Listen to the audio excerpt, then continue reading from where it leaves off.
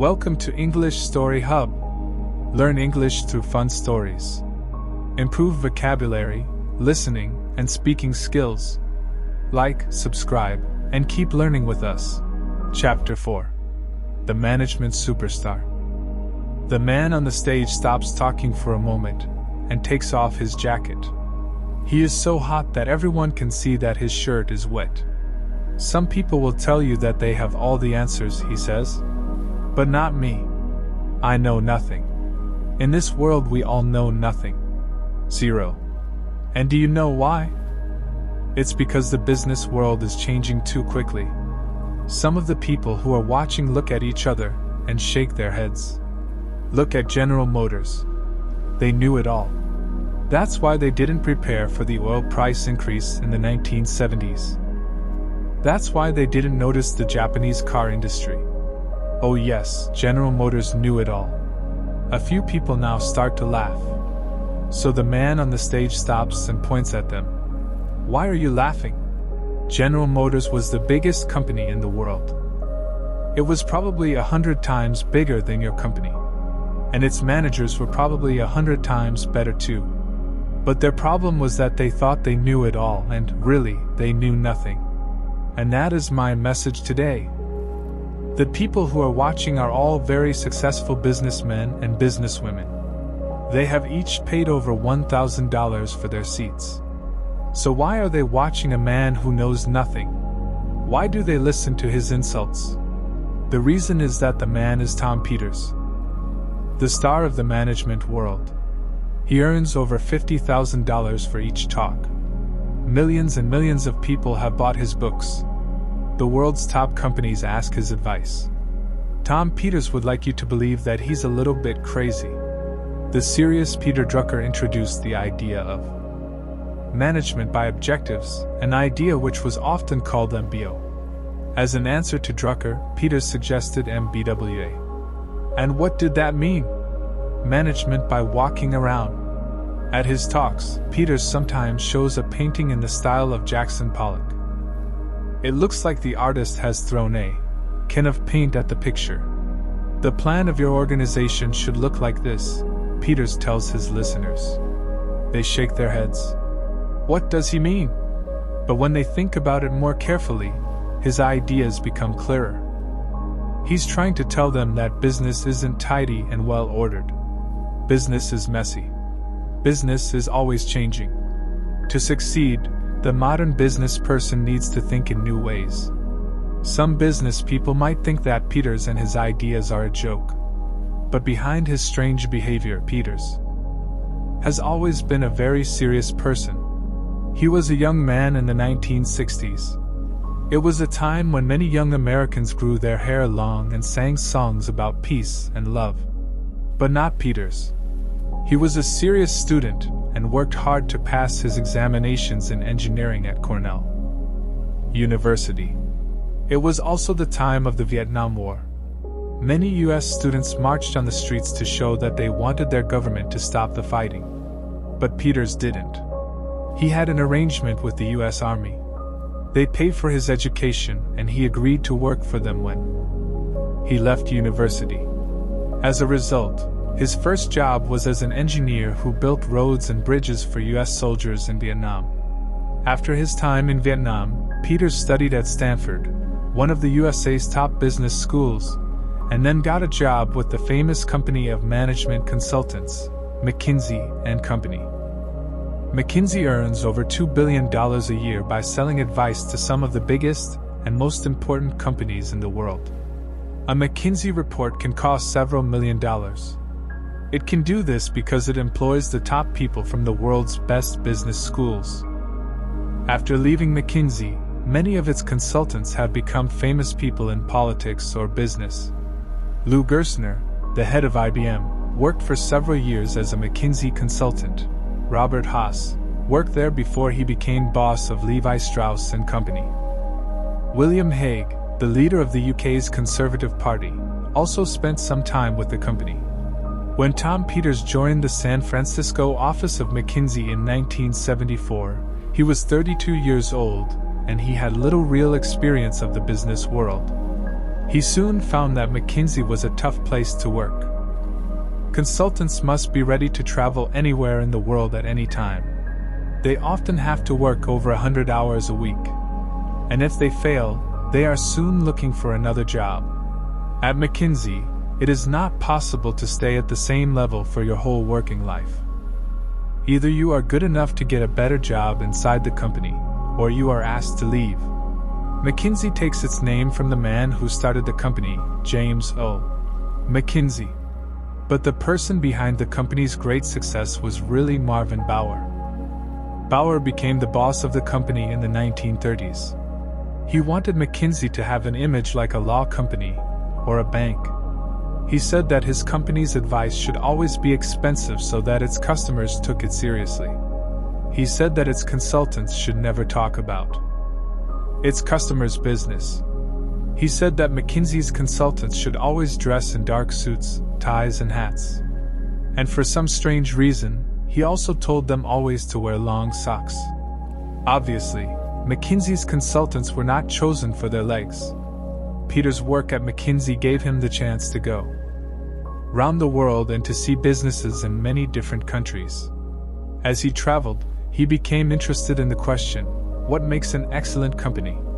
More and more people wanted to hear his answer, and soon McKinsey was asking him to give talks about his ideas to some of its biggest customers. Then in July 1980, Peters had a meeting with Lou Jones, the boss of the US magazine, Business Week. "We like your ideas," said Jones. "Can you write something for us?" A week later, the front cover of Business Week said, "Putting Excellence into Management." Inside, there was a 4-page piece by Tom Peters that explained his main ideas. Although it was on page 196 of the magazine, lots of people read it and liked it. Peters says that was a huge piece of luck. The phone started ringing. It was the last day of peace I ever had. One of the phone calls was from a publishing company. They wanted him to write a book. Peters worked hard on the book for the rest of that year and continued into 1981. In fact, he found it very hard to stop, and by late summer of that year he had written 1,300 pages. As a writer, Peters obviously had a lot to learn. The publishing company had asked him for a business book. They didn't want another War and Peace. Peters asked for help from one of his colleagues at McKinsey, Robert Waterman. Waterman was very different to the noisy, energetic Peters. He was a quiet man who enjoyed painting, and he had a very clear mind. Waterman agreed to rewrite Peters's book and to make it much shorter. By the spring of 1982, the work was finished. Now, they only needed a title. Both Peters and Waterman wanted to call it The Secrets of Excellence. They liked it. The publishing company liked it. In fact, everybody liked it, except the boss of McKinsey, Marvin Bower. He called the two men to his office. "As you know," he said, "McKinsey never tells anyone its customers' secrets. Gentlemen, I suggest that you find a new title." Peters said afterwards, "It was like an order from God." Peters and Waterman thought hard about a new title. Peters suggested that they should call the book Management by Walking Around. But in the end, he and Waterman decided on the title In Search of Excellence. When the book was published in October 1982, nobody expected it to be a great success. The publishing company only produced 15,000 copies. Some magazines wrote about it, but they were not very enthusiastic. Most people simply ignored it. But In Search of Excellence was the right book at the right time. In the early 1980s, many Americans had lost confidence in their country's economy. The big increase in oil prices in the 1970s had had a bad effect on U.S. business, and by 1982 over 10% of U.S. workers were unemployed. Many people blamed U.S. business for this situation. They said that Japanese companies were making products that were cheaper and better quality than U.S. ones. They said that U.S. business people had lost their way, and that things were going downhill fast. Tom Peters and Robert Waterman disagreed. Their message was that Americans didn't need to worry too much about the Japanese competition. They said that there were many examples of excellent companies in the USA, and in their book, they described 43 of them. Nobody was very surprised by the companies they chose. They were nearly all big businesses like IBM, Procter & Gamble, Johnson & Johnson and Exxon. But Peters and Waterman explained that these companies were successful because they did simple things well. These were companies that were close to their customers and that made things that the market really wanted. Above all, these were companies that didn't think of their workers as machines. They were companies that put people first.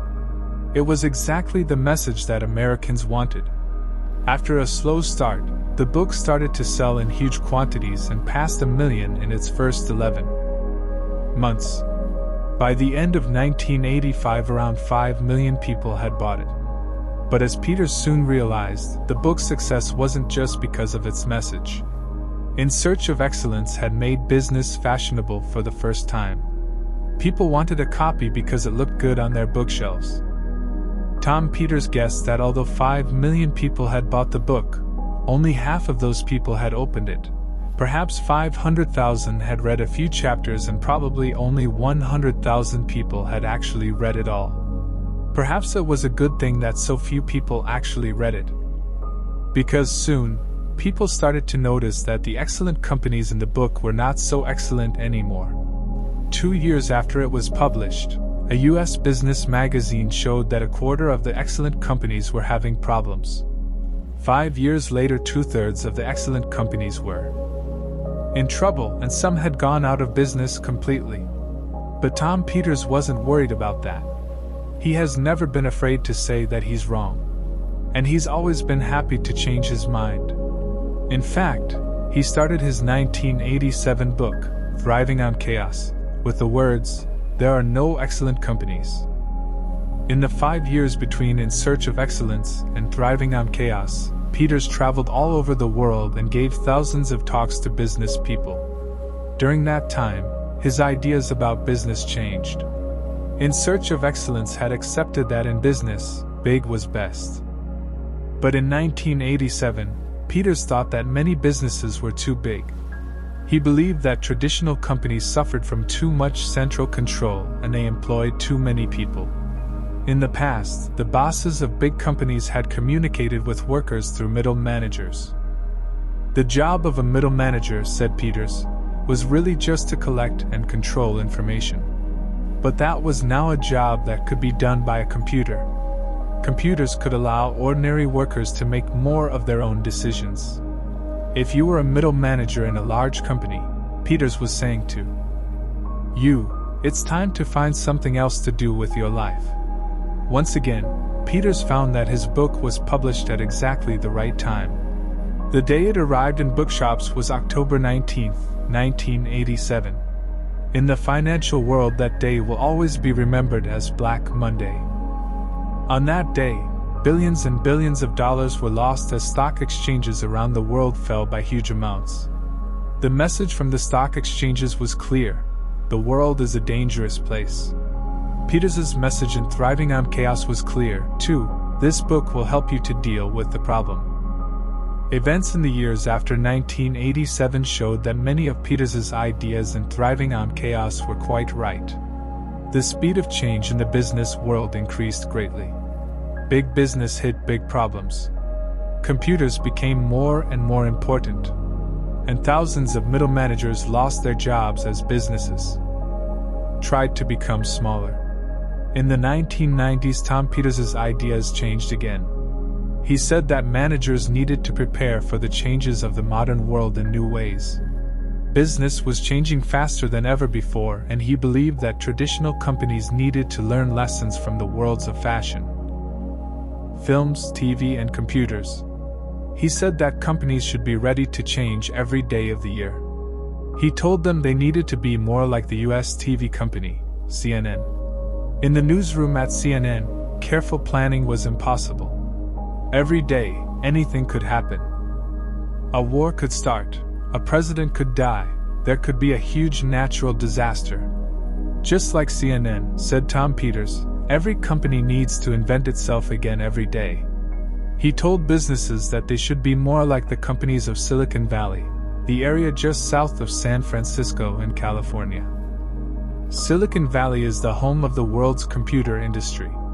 It's a place where people can make $1 billion before they're 30. But it's also a place where many people fail. But in Silicon Valley, nobody's worried about that. They accept that you only learn to be a success by making plenty of mistakes. He also admired Silicon Valley's attitude to work. There, nobody expects a job for life. Companies come and go all the time and people are happy to move from job to job.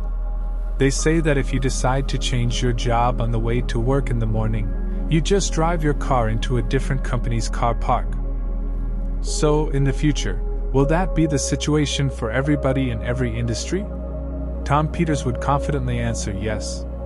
Tom Peters is a hard man to describe. He's probably the world's most famous management guru, and yet he says, "I attack managers for a living." He is a serious writer and thinker, but he has appeared on one of his book covers without his trousers on. He gives talks to some of the richest and most powerful bosses in the world and tells them, workers in the United States and England have been used like dog food for the past 150 years. So how do you really get to the heart of his ideas? As always, Tom Peters says it best himself, crazy times call for crazy people.